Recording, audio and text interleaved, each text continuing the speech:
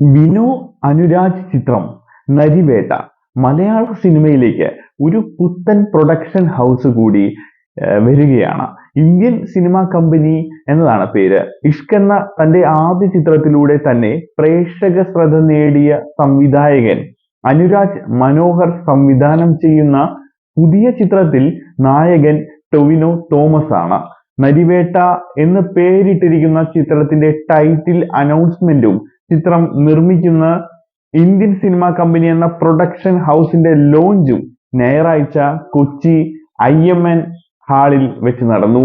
നായകൻ ടൊവിനോ തോമസും മറ്റ് പ്രധാന താരങ്ങളും ചടങ്ങിൽ പങ്കെടുത്തു. തമിഴ് സിനിമാ നടനും സംവിധായകനുമായ ചേരൻ ചിത്രത്തിൽ ഒരു പ്രധാന വേഷത്തിൽ അഭിനയിക്കുന്നുണ്ട്. ചേരന്റെ ആദ്യ മലയാള സിനിമയാണ് നരിവേട്ട.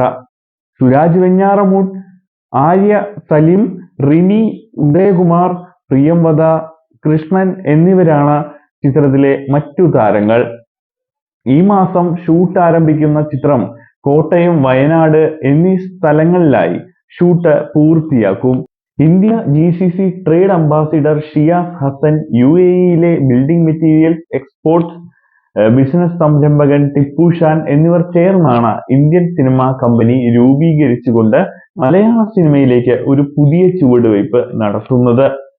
ഈ ഒരു പുതിയ സിനിമ പ്രൊഡക്ഷൻ ഹൗസിന് മലയാള സിനിമയുടെ ഭാവിയിൽ മഹത്തായ പങ്കുവഹിക്കാനുള്ള ശക്തിയുണ്ടെന്നും മലയാള സിനിമാ പ്രേമികൾക്ക് പുതുമയാർന്ന അനുഭവങ്ങൾ സമ്മാനിക്കുക എന്നതുമാണ് കമ്പനിയുടെ ലക്ഷ്യമെന്നും ചടങ്ങിൽ ഉടമകൾ പറഞ്ഞു.